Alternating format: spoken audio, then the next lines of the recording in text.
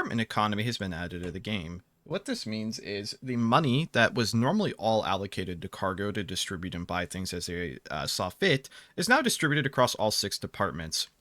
The HOP is in charge of the funding allocation computer. They choose where all revenue will get divided up to.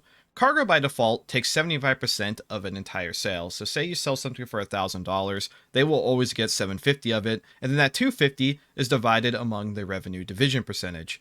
I don't know if it's station specific or this is just the default values, but I didn't touch anything. So engineering gets 25%, medical gets 30, science gets 15, security gets 20, and service gets 10%.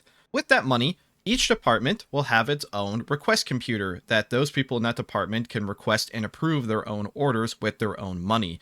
Cargo still has their own money, but that's mainly to run cargo, and maybe for more emergency stuff, that's really up to roleplay to decide like what cargo is going to end up purchasing, because say service needs a drink restock, they can just order it themselves now. They can't go get the order themselves because cargo has to fly the shuttle. They're the only one who can get to the ATS really, but it means that if you want some like roleplay stuff and you're in service, you no longer have to worry about stressing about taking away from a crucial purchase because it's the service department's money. So as mentioned, each department will have its own request computer, and this is just like the cargo request computer, but again, you're only using your department's balance here, not the station's balance or cargo's balance.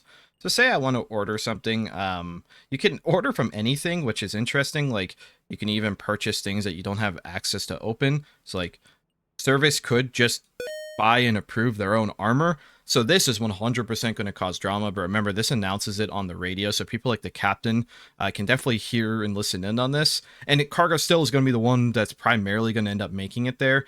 But this adds a lot of depth to like a syndicate member stealing a PDA of a different department that they know that there's money in and ordering stuff from there with like a stolen ID. There's a lot that can go on here.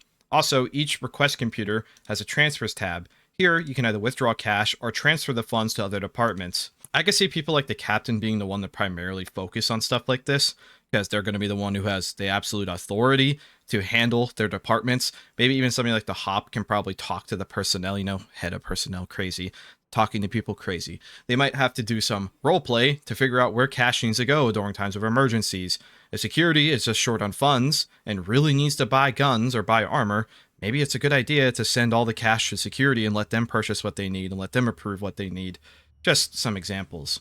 Each diamond sells for $2,000, and cargo bounties and stuff also just sell for their value they're stating. So without changing anything, we're going to see that when I sell this diamond for $2,000, cargo is going to get 1,500 of it, and that extra 500, as mentioned previously in the video, will get split among these percentages.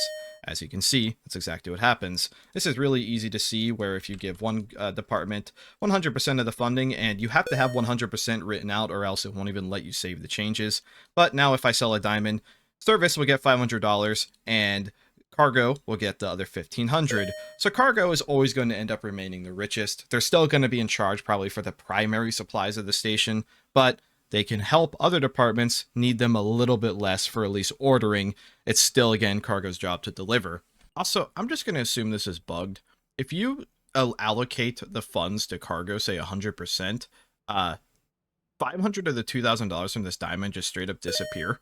So I guess don't give any actual revenue percentage to cargo because it just seems broken. Maybe I'm missing something, but that seems wrong to me. The last thing I can talk about in this update is lockboxes. Lockboxes are the way for a department to specifically get the funding for selling, and you can order these yourself. So cargo could potentially finagle the system here. Interestingly, the lockboxes changed a cut. Cargo gets 25% of the cut, and whatever department the lockbox belonged to gets 75%. I don't know if that's an oversight. As we can see, medical got the $1,500 and cargo got the $500. I don't know why it swaps the percentages. Nothing anywhere says that's the case, but that is how it is. Anyways, this is going to be awesome for roleplay potential, and I think at higher levels of roleplay, this is really going to be great. At low levels of roleplay, I'm really curious how many riots are going to happen when service doesn't get 100% of the funding, like how many chefs are going to go murder the HOP on minute 1. Anyways, we'll have to see. I think it's awesome, but great PR, and thank you for watching.